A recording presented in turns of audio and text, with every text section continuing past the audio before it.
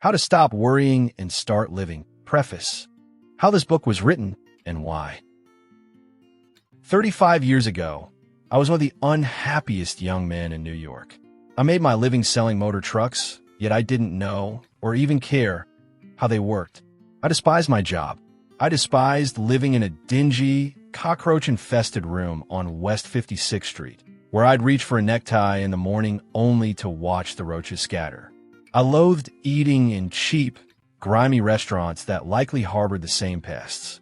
Every night, I returned to my lonely room with a throbbing headache, a headache fueled by disappointment, worry, bitterness, and rebellion.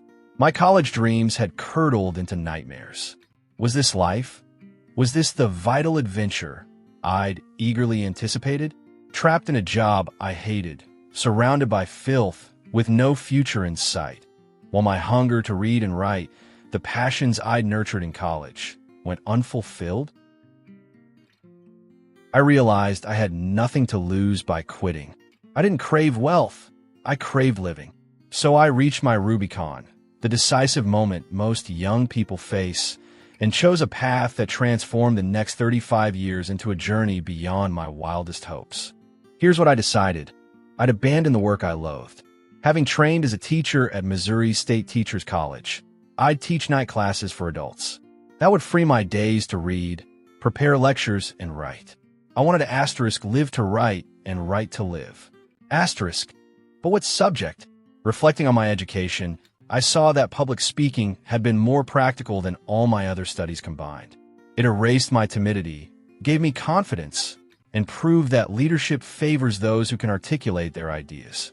I applied to teach public speaking at Columbia and NYU, but they rejected me. At the time, I was crushed. Now, I thank God for it. Instead, I taught at YMCA night schools, where I had to deliver immediate results. These students weren't chasing credits. They wanted to conquer fears. Salesmen sought courage to face tough clients. Others yearned for poise to speak up in meetings. They paid in installments and stopped if they saw no progress. My pay? A cut of the profits. No results meant no dinner. What seemed a handicap became priceless training. I had to motivate, solve problems, and make every session electrifying. To my astonishment, these men flourished, gaining promotions, raises, and confidence. Within 3 years, the YMCA, which once refused me $5 a night, paid $30. Over time, I noticed another crippling problem: worry. My students, executives, engineers, housewives were drowning in it. I scoured libraries for a textbook on conquering worry, only to find 22 books on the subject and 189 on worms. Absurd. With worry plaguing humanity, why didn't schools teach how to overcome it? So I resolved to write my own.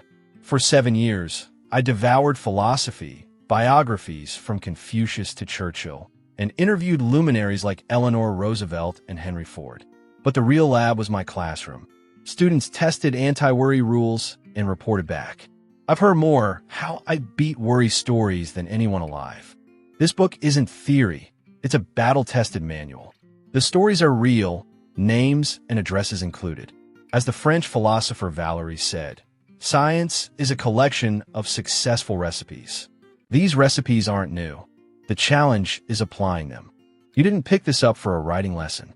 You want action, so read the first 44 pages. If they don't leave you feeling empowered, toss this book. It's not for you.